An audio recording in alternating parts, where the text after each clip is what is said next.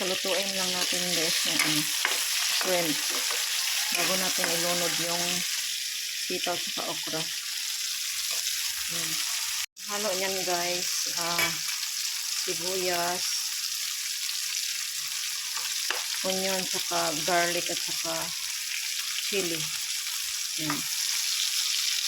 Lagyan ko pala ng yan, thyme or brown paper. Okay guys, marami akong naharvest na sitaw. May libre ng ulam. Tapos i-mix lang natin ito. Ayan siya.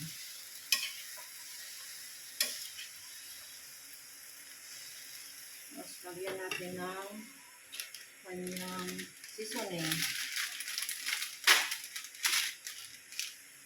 So, seasoning ito guys. Konti lang. Kasi maglagay pa tayo ng ano yun? Ito guys. Oyster sauce. Lagay ako. Konti lang. Saka ano ba? Soy sauce. Konti lang din. Para hindi siya maalat. Ito ay adobong sitaw guys. Dalawang lang. Luwag.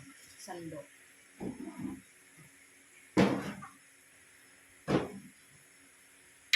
So, i-mix natin ulit guys. Yung seasoning. Ayan, nagtutubig na siya. Oops. Ayan guys, so, nagtutubig siya ng sarili niya.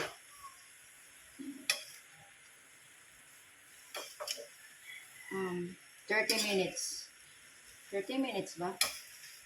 30 seconds. 30 seconds. Ayan, si Alison yung nabibidyo sa akin guys. Yung ano po. Takpan natin siya para magtubig siya at maluto. Yun na. Ito na siya. Thank you for watching. Ayan guys. Oh. Kumulo-kulo na. Meron akong onion leaves dito guys. Ilagay ko siya dito. Para mabango. Ayan.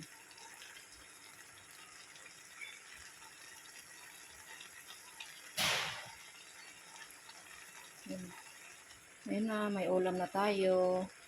String beans. Fresh from the yard. Ayan. Adobong sitaw with okra. And shrimp. Carrots. Ang sarap na itong adobo.